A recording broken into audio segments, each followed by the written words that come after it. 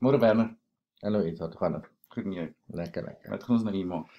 Ek weet nie, ons gaan oor iets praat, ek dink. Sê jy wat is dit dan weer die ding? Het ons nie gesê Bitcoin nie. Bitcoin. Ja, Bitcoin en goed. Maar hoe verduidelik jy dit nou vir 'n ou wat nou te besig is om te milies oes of iets? Die Afrikaanse mense. Hoe vertel ons hom wat is Bitcoin? Ouens soos ek en jy. Ja, wel 'n jaar, 2 jaar terug. Hmm. Bitcoin. Die naam is verkeerd. Daar's nie coins nie. Ja, maar het is nog 'n coin, jy betaal goed daarmee nie, hè? Nee, maar dit het nie 'n fisiese vorm nie, dit is alles elektronies, soos EFT's en stuff. OK, maar hulle sê dis geld, so dis 'n coin. Ons weet dis geld. Ons kan gaan na Google toe. Almal weet van Google. En ons kan sê Google, vertel ons van, ek moes sommer net gegoogel het daar, want dit was daar. En dan sê ons Bitcoin en okay, wel Bitcoin price. So selfs Google sê dit het 'n waarde. OK, so jy kan dit Loop, dit het geklim. ja. OK, so jy kan dit trade op 'n exchange of whatever, soos jy byvoorbeeld dollar en ponde kan verkoop. Ja, maar hoe oortuig ons nou vrou? Jy weet daai conversation met mense. Baie keer is Bitcoin. Ja, ek het gehoor van die Ponzi. Wat is ons nou terugdink? Hoe het ons geleer is actually iets werd? Ek maar dan moet jy eers weer terugkom. Dan moet jy sê, weet jy wat is 'n Ponzi? Dis nou weer 'n ander gesprek, maar ja, maar baie ouens dink is 'n Ponzi of nee, maar hulle moet 'n verskil maak van wat is selfs soos okay, geld. Ek is in hierdie Ponzi, ek in die Ponzi werk en ek maak geld en daar crash die Ponzi. Is dit die geld se skuld dat die ding gecrash het of is die mense se skuld? Is dit die Ponzi? Dis 'n flippend goeie punt. Dis die Ponzi. Geld bly geld.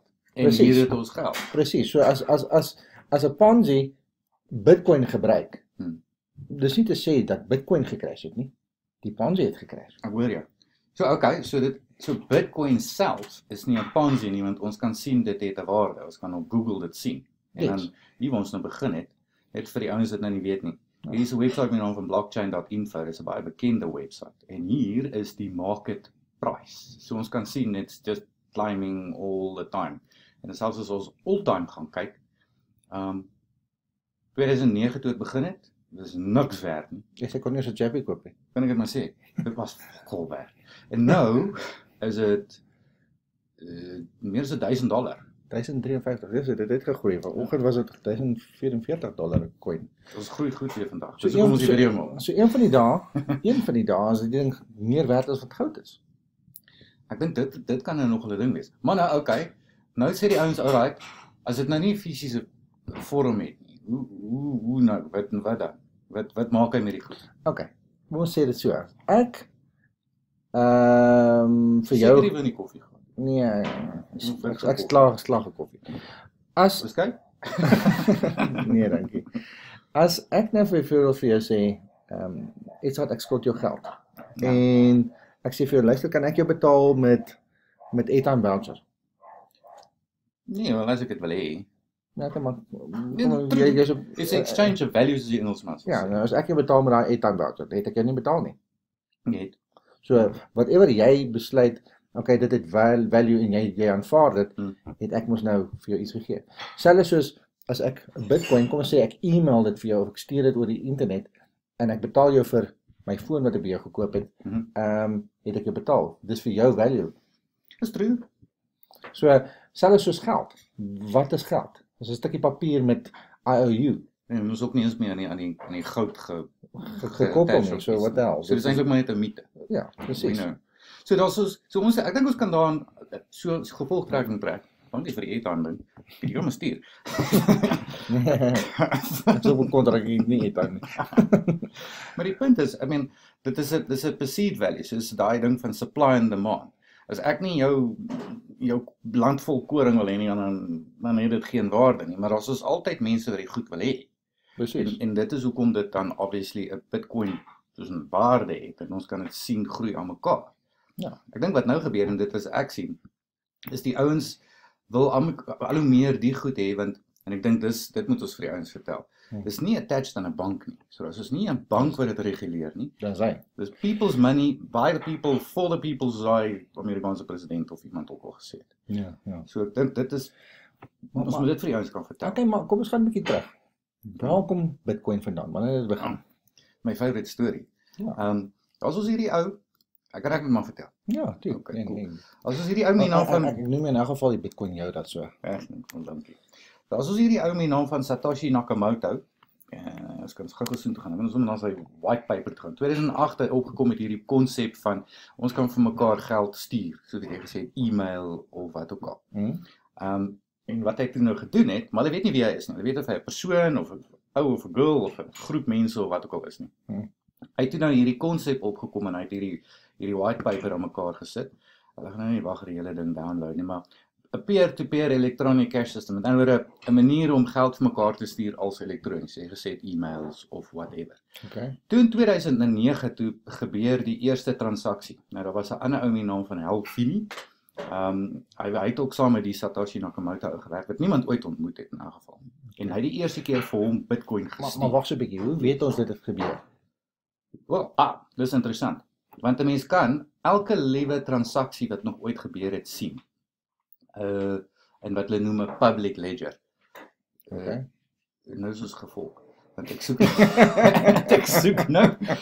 Waar is die public ledger nou? Ons sal hierdie moet uit-edit. Waar is die public ledger? Waar kry jy die public ledger?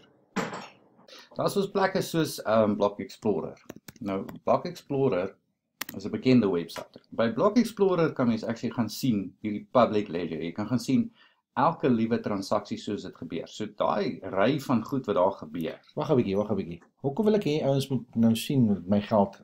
Is mos my geld. Ja, maar jou e-mail, jou adres is nie attached aan dit nie, verstaan? So dit is eintlik anonieme transaksies. Kyk net daar, 25 Bitcoin. Yes, so $25,000. Ja, dis nog groot, dis groot ding, ja. R4. Dit is nog klein. Daar's 14. 39. Al die merke. Okay. So die punt is, elke liewe transaksie word gerekord op hierdie public ledger. En wat hulle sê, hulle noem dit 'n blockchain. Dit raak tegnies na sulke goeders, maar elke transaksie wat nog ooit gebeur is gerekord. En dan het ons gepraat van Satoshi Nakamoto wat vir Hal Finney Bitcoin gestuur het. Okay, yes, ja. So jy kan dit gaan opsoek. Jy kan die hele ledger download. En dit is 300 gig of iets ridiculously groot. Daar was 83 Bitcoin. Goeie gerd. So al die transaksies wat nog ooit gebeur het, is daar, het bestaan, is daar die hele werke. Ja, okay. So ons kan dit alles gaan sien. Nou as ons weer teruggaan na ons charts toe daar so in 2011, min of meer hier rond, het daar die eerste transaksie gebeur waar ou pizza gekoop het vir 'n ander dude. Met so iets as ek weet nie hoeveel Bitcoin nie. Daai pizza is nou so iets as $2 of $3 miljoen werd. Ek dink jy kan ou kan homself skop. Ja, kan sy eie gaan skop, ja. So dis nou maar 6 jaar verder. En sodat ons kan sien, ja, dis 'n jong currency. So ons het vergeet om dit te sê. Wat dit so nice maak, hierdie currency.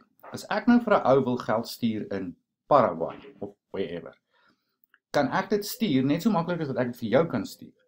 En die bankkoste, ek kan dit vir jou, soos jy gesê het, e-mail, maar daar's dus ook apps wat 'n mens kan download. Nou daar's 'n ton van hulle. Blockchain, ons kan net terug gaan soontoe. Blockchain het 'n wallet. Blockchain.info. Nou maar nie blockchain.info met blockchain, die onderliggende tegnologie confuse nie. Hulle gebruik nou maar net die naam. So mens kan nou hier 'n wallet gaan oopmaak. En die wallet is verniet. Die wallet kan jy op jou komputer hê, op jou selfoon hê en dan as daar Bitcoin in is, dan kan 'n mens dit nou vir mekaar stuur. Hoe weet ek die ding is seker? Wel, die eerste plek uit two-factor authentication. En onthou nou, die blockchain, Bitcoin self, kan nie gehack word nie, want, dit is nogal interessant, slim hoe dit uitgewerk het. Elke computer wat Bitcoin run, hulle noem dit Bitcoin mines, het 'n kopie van daai public ledger wat ek vir jou gewys het. Ja. Die ding. Ja. So daar's ons 'n paar duisend computers wat al hierdie transaksies rekord en almal saamstem. So om die blockchain van Bitcoin te hack, moet jy al hierdie computers op dieselfde tyd hack. So al die computers het 'n kopie van die. So it's impossible to hack, maar is dit alles live? Het gebeur die hele tyd dis nou, jy kan dit daar sien. It's happening. Okay. Nou. So dis live transaksies wat gebeur tussen mense en almal kan dit sien, maar soos ons sê is anoniem want jy weet nie wie aan wie daai wallet behoort. Die wallet is 'n elektroniese formaat. So nou, 145. goeie emmer. Dis groot, wel groot hoeveelheid die geld wat rondloop. So nou, in blockchain, as jy nou 'n wallet hier gaan oopmaak, ek gaan nie want ek het een, ek dink jy het ook een. Ja, ek het ja. So jy kan net create jou own wallet en die website, kom ons sê vergelyk 'n wallet hoe hulle dit doen en meeste Bitcoin wallets werk dieselfde as 'n complicated som. Ek het 1/2 van die som, hulle het 'n ander halfte van die som en die antwoord is my wallet. So hulle het nie my halfte van die som nie. Ek kan hulle ook nie vra vir 'n password retrieval vir niks nie want it doesn't work that way. So daar's ons Google Authenticator, daar's ons email verification en. So daar's 'n hele paar goed wat jy kan doen om jou wallet te secure. Die beter manier is om 'n hardware wallet te kry. Maar ek dink ons moet nou al praat oor hardware wallets so goed met ons aanvang. Okay, maar nou is 'n ander vraag. Yes. Ek het nou die Bitcoin en ek het nou by jou gekoop of whatever en ek het dit nou. Wat maak ek daarmee? Hoe kan ek dit spandeer? Nou, easy, jy kan enige plek spandeer in die wêreld. Daar's ons 'n paar websites. Maar jy kan ook iets van gebruik soos net eenvoudig. Dis een van baie, maar Zappa. Zappa is 'n debietkaart. Apple. Nou, ons is nog nie Suid-Afrika. Zappa. Dis Corsa. Cool. So jy kan 'n Bitcoin kaart gaan kry. So 'n debietkaart, jy laai Bitcoin op hom en jy kan dit gaan spend. Jy kan dit gaan swipe en net soos 'n gewone Visa by enige winkel. Enige winkel. Jy kan selfs by 'n ATM indruk. Ja, en dan geld trek. Gewone, hulle noem dit fiat currency, is nie 'n government issue nie. So jy kan vir jou kaart, jy kan. Hey, so kan Enigiets. Enigiets. En I mean, dan sal plekke online soos Amazon en Julle stoute ouens moenie na die gillies toe gaan daarmee nie, hoor.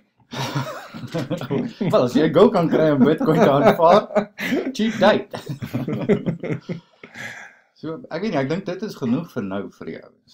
Dis bietjie baie, hè? Dis bietjie baie, ons baie. Maar ek dink ons kan vir hulle sê waar hulle kan verder gaan soek. Websites soos We Use Coins. Soos hierdie ouens waffel nie so baie soos ons is. As hulle vertel wat dit is nie. Dan 'n interessante ding wat jy kan gaan kyk en ek dink ons sal volgende keer dalk miskien nog praat. Dis mining. Ja, jy het dit nou genoem. Ek wil nogal 'n bietjie uitbrei, maar okay, as volgende keer sê. Bitcoin mining en dit is hoe Bitcoin gemaak word en dis die mees excitingste gedeelte hier. Ek dink vir ons albei. Ek dink dit nogal ja. Ons kan as Bitcoin eienaars kan ons eie Bitcoin maak. We can print money. Dis cool. So dit is nice. Jy eie Bitcoin, jy eie geldmasjien in jou kamer stash. Exactly. As ons redes hoekom ons dit nie, ons weet dit nie, ons kamers sal doen nie, maar en I mean, ons sal gaan kyk 'n bietjie hoe lyk myne en sulke soort goede. So, ek weet nie, verder, ek dink dit is genoeg vir die ouens vir die oomblik. Nee, ek dink so. Cool. Dankie, sien julle volgende keer. Cheers.